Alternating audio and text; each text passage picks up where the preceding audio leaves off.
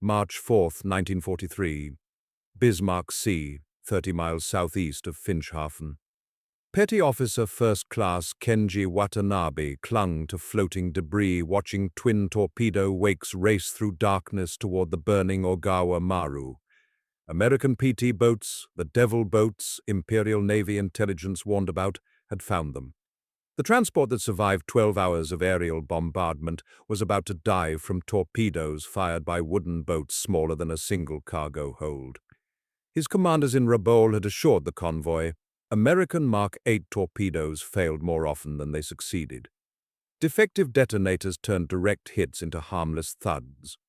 PT boats displaced 56 tons against the Oigawa Maru's 6,494. Wood against steel.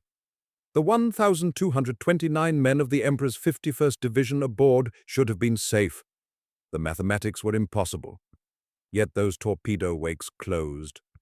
Watanabe had watched B-17 Fortresses and B-25 Mitchells pulverize the convoy throughout March 3rd, felt skip bombs kill hundreds, seen the steel ship absorb punishment that would sink 3 destroyers. Still it floated. Until now. In the final seconds before twin explosions tore his world apart, Watanabe understood that modern warfare's smallest forces, armed with the worst weapons, could deliver killing blows. If darkness hid them long enough, how had plywood boats with broken weapons succeeded where heavy bombers failed? Understanding why 8 American PT boats hunted through darkness on March 4, 1943 requires rewinding 36 hours, to when the Japanese convoy still believed it would reach Leh alive. March 2, 1943, evening. 8 transport ships and 8 destroyers slipped from Rabaul Harbor carrying 6,900 troops of the Imperial Japanese Army's 51st Division. Their destination, Leh, New Guinea, 240 miles across the Bismarck Sea. The transports Oigawa Maru, Teiyo Maru, Nojima, Kyokusei Maru, Kembu Maru, Oigawa Maru, Shinai Maru, and Taimei Maru rode low in the water, packed with soldiers, equipment, fuel, and ammunition. Destroyer escorts Shikinami, Uranami, Shirayuki, Tokitsukaze, Yukikaze, Asagumo, Arashio, and Asashio formed protective screens. Japanese naval intelligence predicted poor weather, heavy clouds, and rain that would shield the convoy from Allied reconnaissance aircraft. The 51st Division would reinforce Leh's garrison before American and Australian forces could advance up New Guinea's northern coast. On paper, the plan was sound. Allied reconnaissance found them anyway.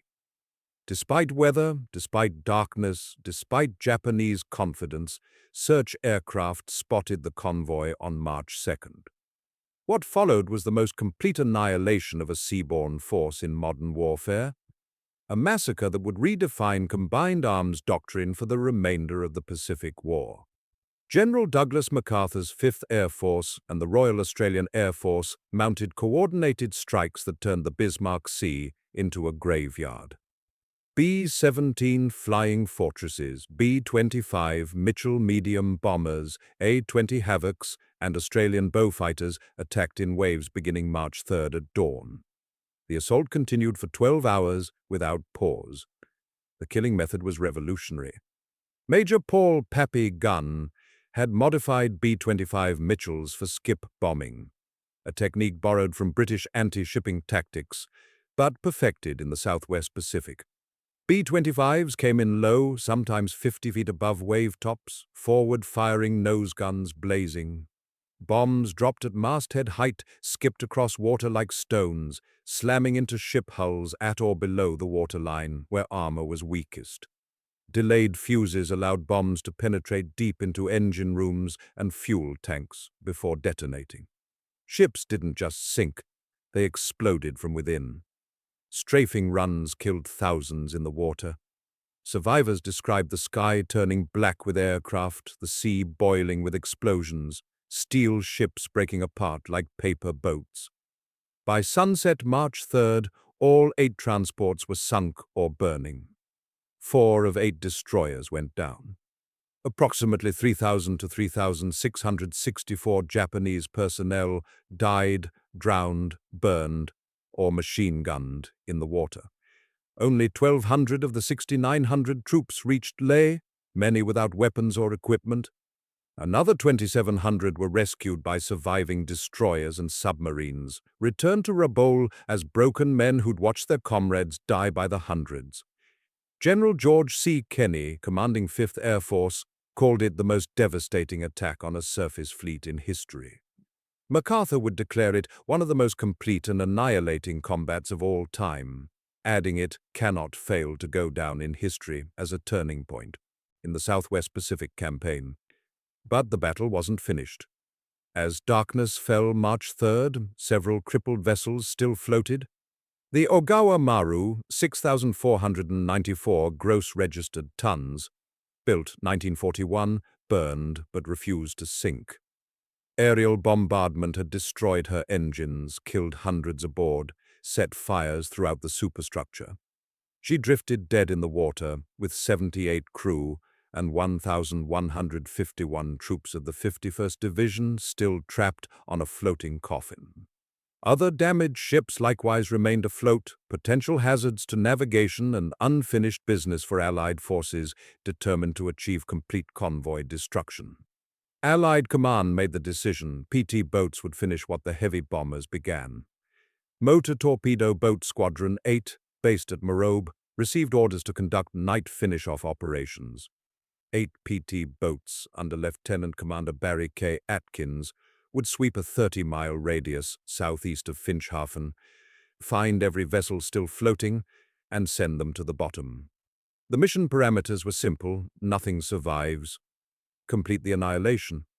Prove that coordinated air-sea warfare could achieve total tactical victory, not just defeat an enemy convoy, but erase it from existence.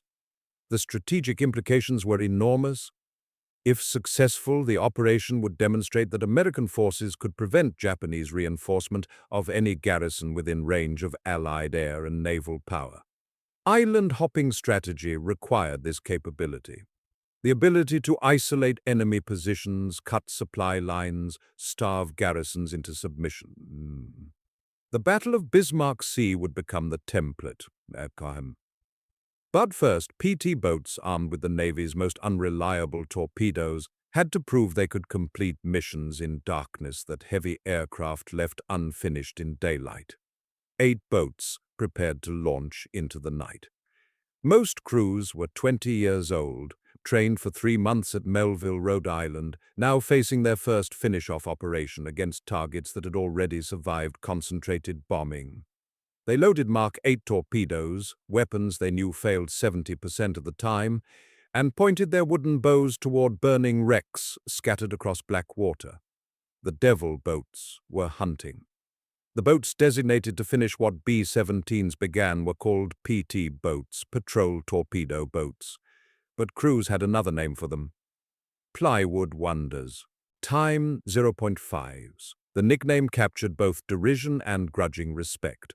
Derision because American destroyers displacing 2,000 tons and cruisers weighing 10,000 tons regarded these tiny craft as floating kindling. Respect because the 77-ton boats could do things steel warships couldn't: appear from nowhere, strike, and vanish before enemy guns traversed. PT-143, the boat that would sink the Oigawa Maru, was an Elco 80-footer built by the Electric Launch Company in Bayonne, New Jersey. She measured exactly 80 feet from stem to stern, 20 feet 8 inches across the beam, drew 3 feet 6 inches of water when fully loaded. Standard displacement, 38 tons. Combat loaded with fuel, torpedoes, ammunition, and 14 crew, 56 tons. She was constructed entirely of wood, double-planked mahogany hull over laminated frames, no steel except engines, shafts, and weapons. A direct hit from anything larger than a rifle round would penetrate. Armor was not part of the design philosophy. Speed was. 3 Packard 4 M2500 12-cylinder marine engines occupied most of the hull's interior. Each engine generated 1,350 horsepower. Total 4,050 horsepower driving a 56-ton boat. The power-to-weight ratio was obscene, 72 horsepower per ton compared to a destroyer's 5 horsepower per ton. PT-143 could accelerate from idle to 41 knots in under 30 seconds. Top speed in calm water, 41 knots designed, 39 knots practical with combat load. That translated to 45 miles per hour, faster than most cars on American highways in 1943. Cruising range at economical speed, 550 nautical miles. The 3 engines consumed fuel at catastrophic rates. Full throttle operations drained tanks in hours. But for short-range strikes, nothing afloat could catch a PT boat that wanted to escape. Armament reflected the hit-and-run doctrine. Primary weapons, 4 21-inch Mark 8 torpedoes mounted in 2 twin-tube launchers, 1 port, 1 starboard.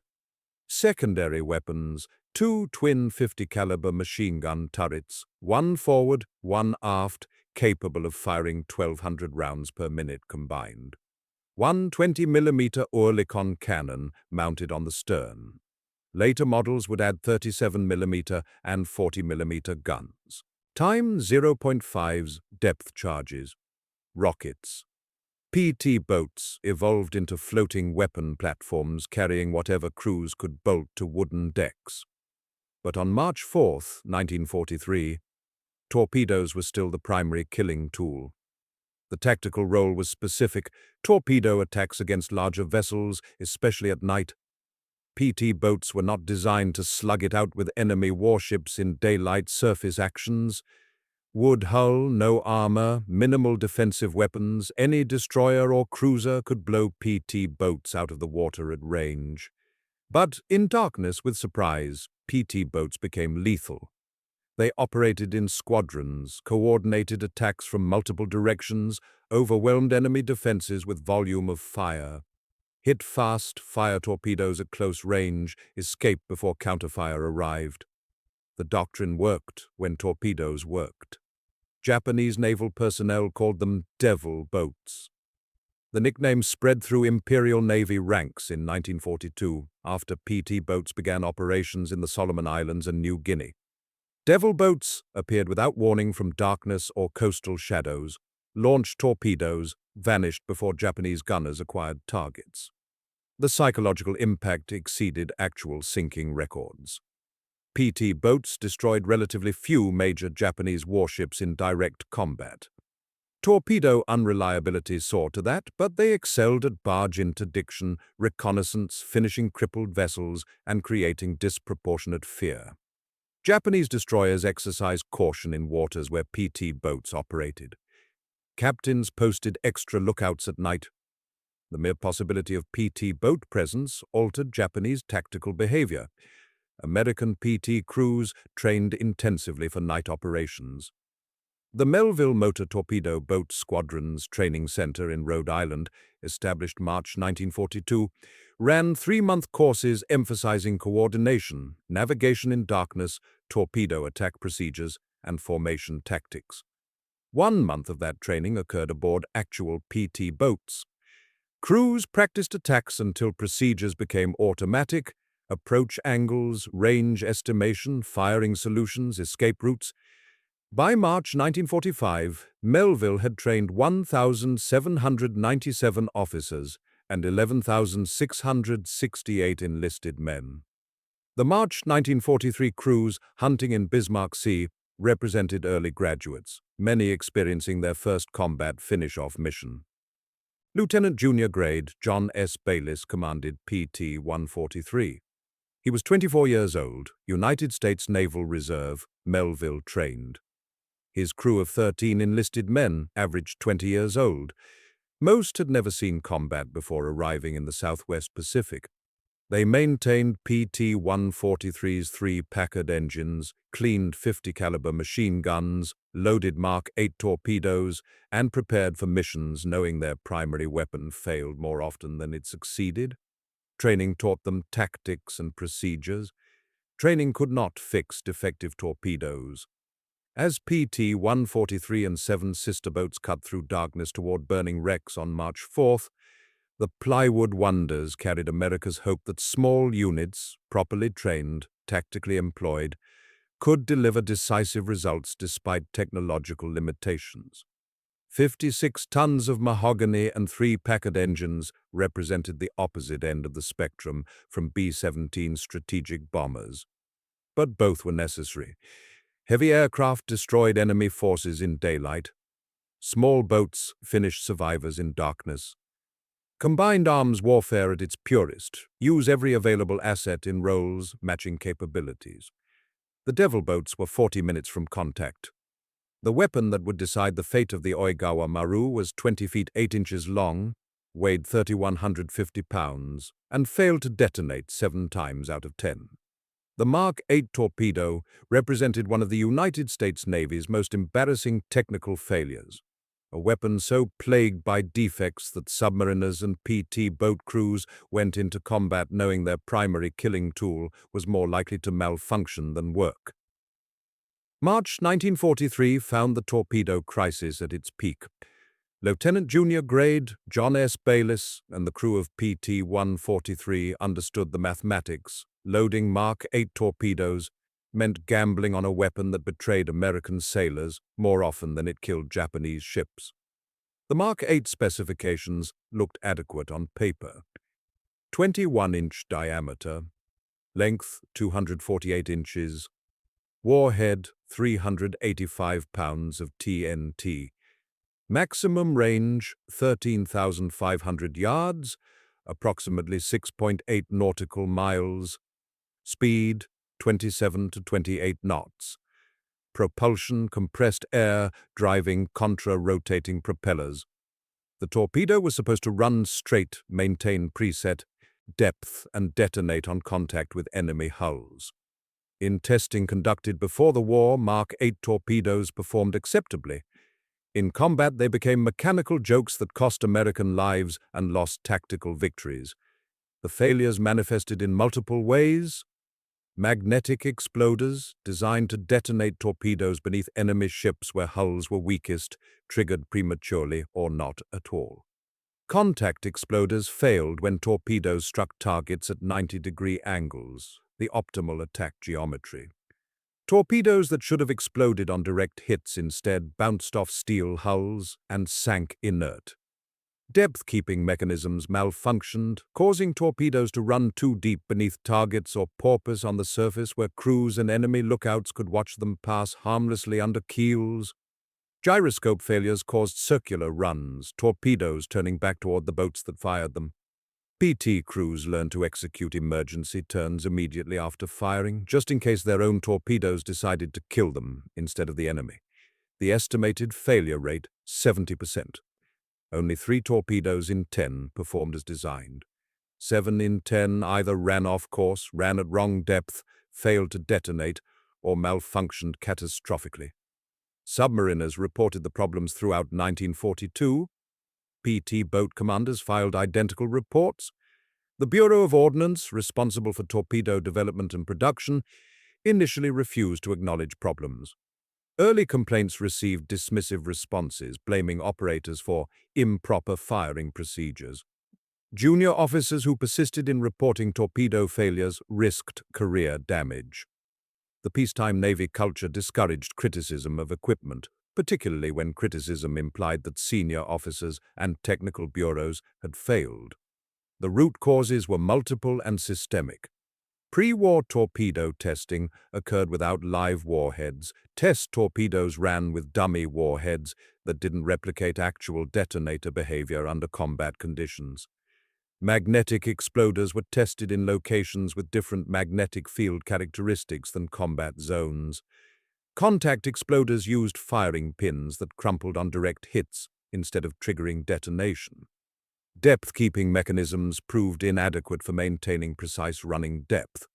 The problems only emerged in combat, by which point thousands of defective torpedoes had been manufactured and distributed throughout the Pacific Fleet. The Mark 8 wasn't alone. Submarine forces suffered identical failures with Mark 14 torpedoes, larger weapons using the same exploders and depth-keeping mechanisms. Submariners fired torpedoes at point-blank range at stopped Japanese merchantmen and watched them pass underneath without detonating. Perfect firing solutions, textbook approaches, ideal target geometry, all wasted by defective weapons.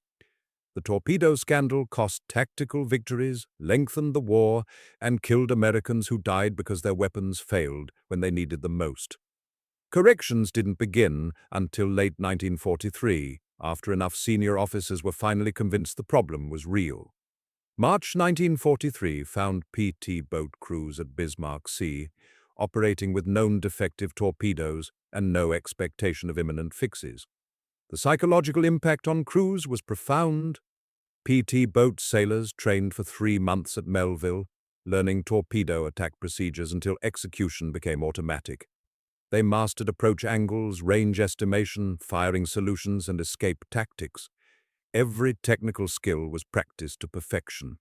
But skill couldn't overcome mechanical failure. A PT boat crew could execute a flawless attack approach, positioned perfectly for broadside shot at optimal range, fire at stationary target with ideal geometry, and still watch their torpedo fail because exploders didn't work. Success became statistical lottery. Fire enough torpedoes, and some might work. Fire 1 or 2 and odds favored failure. Tactical doctrine evolved around weapon limitations. PT boats fired multiple torpedoes per target when possible. Commanders closed to minimum safe range to reduce guidance time and limit opportunities for depth-keeping failures. Mission selection emphasized targets where torpedo unreliability mattered less: stationary vessels, crippled ships, beached craft. PT boats proved more effective against Japanese supply barges than against active warships, partly because barge interdiction required machine guns and cannon more than torpedoes. The finish-off mission against burning wrecks at Bismarck Sea represented ideal employment for PT boats with unreliable weapons, large stationary targets, dead in the water, unable to maneuver or counter-attack effectively. As PT-143 and PT-150 closed on the burning Oigawa Maru, crews understood the odds. Each boat would fire 1 torpedo initially. 2 torpedoes total against a 6,494-ton target. Statistical probability of both torpedoes functioning properly, 9%. Probability that at least 1 torpedo would work, 51%, barely better than a coin flip. The Oigawa Maru had survived 12 hours of aerial bombardment. Whether she would survive 2 defective American torpedoes fired from wooden boats depended entirely on mechanical lottery, whether exploders and depth-keeping mechanisms decided to work this time. The Mark 8 torpedoes were armed. The boats turned toward the burning hulk, and every crew member knew their primary weapon would probably fail. The irony haunting American PT crews in March 1943 was stark. They operated the world's fastest torpedo boats, armed with the world's worst torpedoes, hunting an enemy whose navy possessed the world's best. Japanese destroyers and cruisers carried Type 93 torpedoes, weapons so superior to anything in Allied arsenals that American naval intelligence initially refused to believe performance reports. The Japanese called them oxygen torpedoes. Allied sailors who survived encounters with them used a different name, Long Lance. The nickname captured both fear and grudging respect for a weapon that redefined surface warfare and made night battles Japanese killing grounds. The Type 93 specifications were revolutionary. Length, 29.5 feet. Diameter, 24 inches. Weight, 6,107 pounds when fully loaded. Warhead, 1,080 pounds of Type 97 explosive, 7% more powerful than TNT pound for pound. The warhead alone weighed nearly 3 times the Mark 8's 385-pound charge. But size wasn't the Long Lance's most devastating feature. Speed and range were. Type 93 torpedoes ran on oxygen-kerosene propulsion, compressed pure oxygen mixed with kerosene fuel in a specially designed engine. The chemical combustion produced almost no visible exhaust. Mark 8 torpedoes left white trails of bubbles and steam that enemy lookouts could spot from thousands of yards away. Long lance torpedoes ran nearly wakeless, invisible trails betraying neither launch point nor trajectory until warheads detonated against hulls. The tactical advantage was immense. Fire torpedoes without revealing position, deny enemy the warning time that wakes provided. Performance specifications match the revolutionary propulsion. Maximum speed, 50 knots at shortest range setting. That translated to 57 miles per hour, faster than most surface ships could run, fast enough to overtake fleeing destroyers. At medium range setting, 49 knots with 22,000-yard range, over 11 nautical miles. At maximum range setting, 36 knots with 44,000-yard range, nearly 22 nautical miles. The Type 93 could hit targets at distances where American torpedoes ran out of fuel and sank. Japanese destroyers could fire torpedoes at extreme range, turn away, and be gone before targets even realized they were under attack. Direct comparison revealed the capability chasm. Mark 8, 27 knot speed, 13,500-yard maximum range, 385-pound warhead, compressed air propulsion, leaving visible wake, 70% failure rate. Type 93, 36 to 50 knots depending on range setting, 22,000 to 44,000-yard range, 1,080-pound warhead, oxygen kerosene propulsion producing nearly invisible wake, high reliability. The long lance exceeded the Mark 8 in every measurable category by factors of 1.5 to 3.5. Japanese torpedoes ran faster, farther, harder hitting, and more reliably than American weapons. The technology gap wasn't marginal, it was generational. Combat results proved the disparity. Japanese destroyers and cruisers armed with Type 93 torpedoes sank numerous Allied warships in night surface actions during 1942 and early 1943. The Battle of Tassafaronga in November 1942 saw Japanese destroyers sink one American heavy cruiser and damage 3 others using long-lance torpedoes fired at extreme range. American forces never saw the launches, never detected torpedo wakes until warheads struck below water lines. Similar results occurred at other night battles, where Japanese forces employed Type 93 torpedoes with devastating effect. American sailors learned to fear night surface engagements against Japanese destroyers the enemy could kill from ranges where American weapons couldn't even reach. The technological philosophy behind the disparity was telling. Imperial Japanese Navy invested heavily in torpedo development throughout the 1930s, prioritizing surface warfare capabilities. Japan anticipated fighting night battles against numerically superior enemy fleets and needed weapons that could equalize numbers through superior range and hitting power. The oxygen torpedo program, dangerous, expensive, technically demanding, received full support and funding. America focused development resources on aviation and submarine warfare, neglecting surface torpedo technology until war exposed the consequences. By March 1943, Japanese torpedo superiority was established fact that American forces could neither match nor counter. Yet, despite overwhelming technological advantage, Japanese naval personnel feared PT boats. The Devil boat's reputation persisted throughout 1942 and into 1943. Japanese destroyer captains posted extra lookouts in waters where PT boats operated. Convoy commanders requested destroyer escorts specifically because of PT boat threat. Intelligence reports circulated warning about American motor torpedo boat tactics and night operations.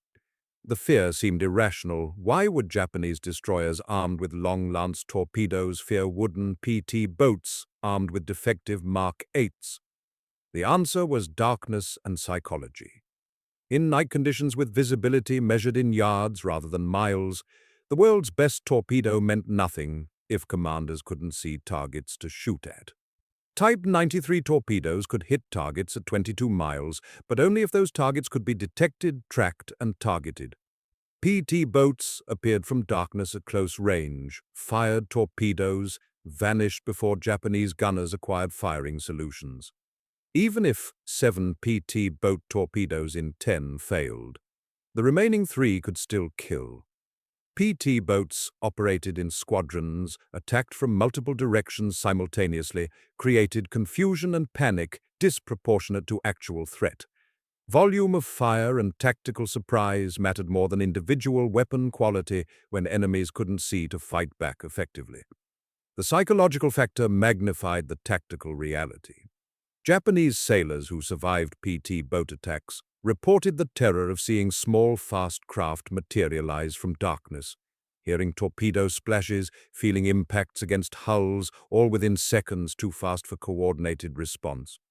The uncertainty was worse than facing destroyers or cruisers whose capabilities were known and predictable. PT boats were unpredictable, appearing at unexpected times in unexpected places, hitting when guards were down. The Devil Boat's nickname captured that psychological edge, the fear of an enemy who operated by different rules, struck from darkness, and vanished like ghosts. As PT-143 and PT-150 closed on the burning Oigawa Maru, the long lance shadow hung over the operation. Japanese submarines I-17 and I-26 were conducting rescue operations in the area, both likely armed with Type 93 torpedoes, vastly superior to the Mark 8s in PT boat tubes. If submarines detected the PT boats, if they achieved firing solutions, the technological gap would favor Japan overwhelmingly. But submarines had to find targets first. In pre-dawn darkness, with burning wrecks providing cover and confusion, the PT boats held tactical initiative. Technology favored Japan. Darkness favored America. The next 30 minutes would determine which advantage mattered more. 0330 hours, March 4th, 1943. 8 PT boats spread across 30 miles of darkness, searching for survivors of the greatest air-sea massacre in modern warfare. Lieutenant Commander Barry K. Atkins commanded from PT-150, maintaining loose formation with 7 other boats fanning across the search area southeast of Finschhafen. Radio silence minimized communications, enemy submarines were hunting survivors too, and radio transmissions would reveal American positions. Visual signaling and pre-briefed search patterns kept the squadron coordinated. Each boat carved white wakes through black water, scanning horizons for burning hulks that marked Japanese ships refusing to sink. The search conditions were treacherous. Debris fields from destroyed convoy ships covered square miles of ocean, wooden planking, oil drums, life rafts, cargo containers, bodies. PT-119 and PT-132 had already hit Flotsam in darkness, sustaining damage that forced them back to base. The remaining 6 boats from Motor Torpedo Boat Squadron 8 plus PT-128 from Squadron 7 and PT-149 proceeded cautiously, reducing speed to avoid collision with floating wreckage. Oil slicks covered the water's surface, residue from ruptured fuel tanks aboard bomb transports. The smell of burning ships, fuel, and death hung in the air. Hundreds of Japanese survivors floated in life jackets or clung to debris, voices calling in darkness, men PT crews could hear but couldn't rescue. The mission was destruction, not mercy. Every vessel still floating was a target. Navigation depended on burning ships as landmarks. Fires aboard damaged hulks created orange glows visible for miles, crude beacons marking positions of vessels that had absorbed daylight bombardment but remained stubbornly afloat. PT boat commanders used burning wrecks to triangulate positions and avoid covering the same search zones twice. The fires also created tactical complications. Flames destroyed night vision, making it difficult to spot targets outside the immediate glow. Smoke obscured surrounding areas. PT boats approaching burning ships risked running blind into debris fields or other vessels lurking in darkness beyond firelight. 0400 hours. PT-143 Under Lieutenant Junior Grade John S. Bayliss spotted the primary target, a large burning hulk 5 miles northeast, flames reaching 50 feet above the waterline. The transport appeared dead in the water, listing slightly to port, fires concentrated amidships, but hull still intact. Bayliss signaled PT-150. Both boats altered course toward the burning ship, closing slowly to assess threat and prepare firing solutions. The other PT boats maintained search patterns, covering flanks in case Japanese destroyers or submarines appeared. As PT-143 and PT-150 closed to 3 miles, the target's identity became clear: Oigawa Maru, 6,494 gross registered tons, approximately 400 feet long, 4 cargo holds, single smokestack now belching black smoke. The transport had been bombed repeatedly throughout March 3rd. Skip bombing attacks had penetrated hull below the waterline. Conventional bombs had destroyed superstructure and engine rooms. Strafing runs had killed crew on decks. But the ship refused to sink. Steel construction and compartmentalized design kept her afloat despite catastrophic damage. Now she drifted with 1,229 men still aboard, 78 crew and 1,151 troops of the 51st Division who'd survived aerial bombardment only to find themselves trapped on a floating funeral pyre. The tactical situation was assessed quickly. Oigawa Maru presented zero threat, no visible weapons fire, no maneuvering, engines clearly destroyed. She was a stationary target offering broadside presentation, ideal geometry for torpedo attack. Range 2,000 yards and closing. Sea, state calm, minimal wave action. Visibility adequate within firelight, poor beyond. Threat assessment, unknown whether Japanese submarines were nearby conducting rescue operations, unknown whether ship's ammunition stores might explode from fires, unknown whether crew had small arms that could threaten wooden PT boats at close range. Bayliss and the commander of PT-150 made the tactical decision, close to 1,000 yards, fire 1 torpedo each, turn away immediately to avoid potential counterfire, and preserve torpedoes for additional targets if needed. Standard doctrine called for multiple torpedoes per target, but ammunition conservation mattered when hunting multiple crippled ships across 30 square miles of ocean. If 1 torpedo worked, the ship would sink. If both failed, the statistically likely outcome given Mach 8 reliability, the boats could circle and fire again from different angles. 0415 hours. PT-143 and PT-150 reached firing positions 1,000 yards from Oigawa Maru's starboard side. Both boats slowed to 10 knots, steadied on parallel courses, armed Mach 8 torpedoes in their tubes. The firing solution was perfect: stationary target, broadside presentation, short range minimizing guidance time, calm seas reducing depth-keeping complications. Everything that could be controlled was controlled. Everything that couldn't be controlled, whether exploders worked, whether depth-keeping mechanisms functioned, whether gyroscopes kept torpedoes running straight, remained in the hands of mechanical lottery that had already betrayed thousands of American sailors. Crews at battle stations felt the familiar tension of torpedo attacks with unreliable weapons. Months of training at Melville had drilled procedures into muscle memory: armed torpedoes, set depth to 10 feet, verified gyro settings, open outer doors, match target bearing, calculate lead angle for moving targets, unnecessary here since target wasn't moving, wait for firing command. The 12-man crews aboard PT-143 and 14 aboard PT-150 had done this in training dozens of times. In combat with defective torpedoes, the procedure remained identical. The outcome remained uncertain. Bayliss gave the order. Fire 1. 0416 hours. Two Mark 8 torpedoes entered black water simultaneously, one from PT-143, one from PT-150. Compressed air propulsion engaged, contra-rotating propellers accelerated. Torpedoes to 27 knots, depth-keeping mechanisms attempted to maintain 10-foot running depth. White wakes streaked across 1,000 yards of ocean toward the burning transport. PT-143 and PT-150 turned hard to starboard, executing emergency evasive maneuvers in case torpedoes malfunctioned and circled back. Crews watched wakes race toward the target, counting seconds. At 27 knots covering 1,000 yards, approximately 60 seconds to impact. 1 minute. 56 tons of wood and 3 Packard engines. Two 20-foot torpedoes with 385 pounds of TNT and 70% failure rates.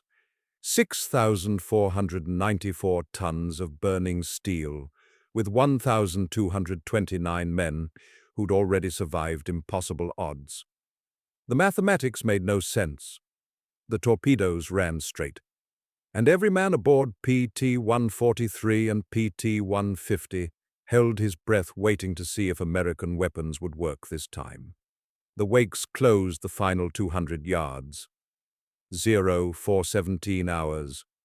Two Mark 8 torpedoes, each with 70% probability of failure, detonated simultaneously against the Oigawa Maru's starboard hull below the waterline. The statistical impossibility became reality in twin explosions that lit the pre-dawn darkness brighter than the fires already consuming the transport superstructure. 770 pounds of TNT, 385 pounds per warhead, ripped through steel plates weakened by 12 hours of aerial bombardment. The already damaged hull couldn't withstand the additional trauma. Compartments that had somehow remained watertight throughout the daylight assault now flooded instantly.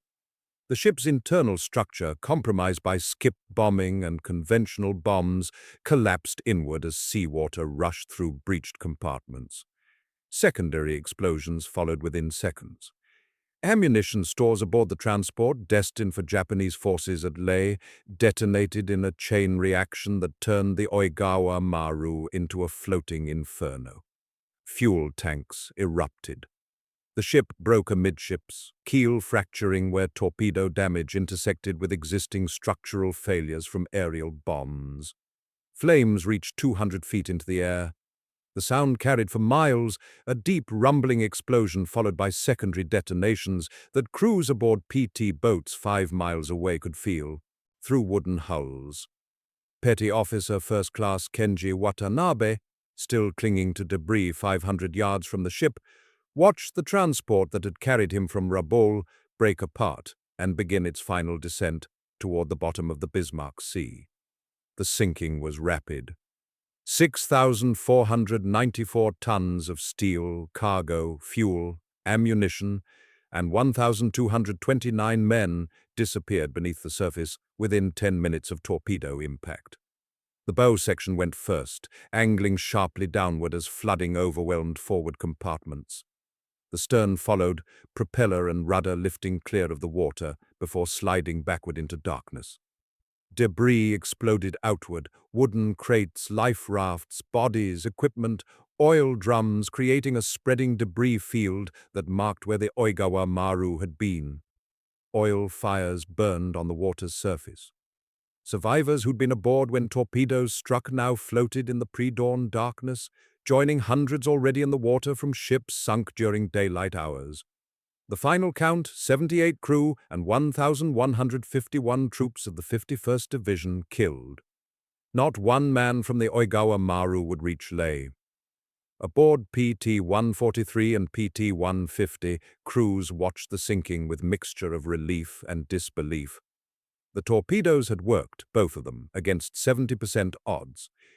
2 successful detonations from 2 launches represented statistical anomaly that PT boat crews rarely experienced. The probability of both Mark 8 torpedoes functioning properly was 9%. Somehow, against mathematical certainty, defective exploders had triggered, depth-keeping mechanisms had maintained proper running depth, Gyroscopes had kept torpedoes on target, and warheads had detonated with full force. The weapon system that failed 7 times out of 10 had succeeded twice in the same engagement. It wouldn't happen often again during the war. But on March 4, 1943, in the Bismarck Sea, American torpedoes worked exactly as designed. The tactical validation was immediate and significant. PT boats had completed what heavy bombers began, finishing crippled vessels that survived aerial assault, proving small boats could deliver decisive blows in coordinated operations. The finish-off doctrine worked. B-17 Flying Fortresses and B-25 Mitchells had destroyed the Japanese convoy during daylight, sinking 8 transports and 4 destroyers, killing thousands. PT boats mopped up survivors in darkness, ensuring complete annihilation. No transport reached Leh intact. No reinforcements landed. The coordinated air-sea warfare concept that MacArthur and 5th Air Force had developed, heavy aircraft for primary destruction, small boats for cleanup, achieved total tactical victory. The Battle of the Bismarck Sea demonstrated modern combined arms warfare at its most effective. The strategic implications echoed throughout the Pacific theater. Final statistics from the battle were catastrophic for Japan. All 8 transports sunk, 4 of 8 destroyers destroyed, 3,000 to 3,664 Japanese personnel killed, only 1,200 of 6,900 troops reached Leh, 17% survival rate, another 2,700 rescued and returned to Rabaul as broken survivors. The 51st Division never reinforced Leh garrison. Allied forces continued advancing up New Guinea's coast against weakened opposition. Japanese command never again attempted large-scale troop convoy operations through the Bismarck Sea. The strategic initiative in the Southwest Pacific shifted decisively toward Allied forces. MacArthur's island-hopping strategy, dependent on controlling sea and air approaches to isolated Japanese garrisons, was validated completely. General Douglas MacArthur issued a statement calling the battle one of the most complete and annihilating combats of all time, and praised it as the decisive aerial engagement of the war in the Southwest Pacific. The victory proved that coordinated forces across multiple domains could achieve results impossible for any single service. Air power needed naval forces to complete missions. Naval forces needed air superiority to operate safely. Combined properly, both services multiplied effectiveness exponentially. The lesson influenced Pacific War strategy for the remainder of the conflict. Lieutenant Commander Barry K. Atkins received the Navy Cross for leading PT boat operations at Bismarck Sea. He would later rise to admiral rank. Lieutenant Junior Grade John S. Bayliss returned to base aboard PT-143, having accomplished what seemed mathematically impossible, sinking a 6,494-ton steel transport with a single torpedo fired from a 56-ton wooden boat. The Devil boats had earned their nickname. PT boat program expansion followed Bismarck Sea success. Training at Melville intensified. New squadrons deployed to the Pacific. The small boats that Navy brass once dismissed as experimental toys became recognized as legitimate weapons platforms when employed in roles matching their capabilities. The Oigawa Maru rests today on the floor of the Bismarck Sea, 30 miles southeast of Finschhafen, at coordinates 06-58, S148 and 16E. 6,494 tons of steel sunk by 2 torpedoes that probably shouldn't have worked, fired from wooden boats that shouldn't have succeeded, completing a mission that proved modern warfare favored doctrine over technology. Petty Officer Watanabe's impossible experience surviving day-long aerial massacre only to die from PT boat torpedoes became the final proof that in war, the smallest forces used correctly deliver killing blows. March 4, 1943. The night the mathematics made no sense. Until they did.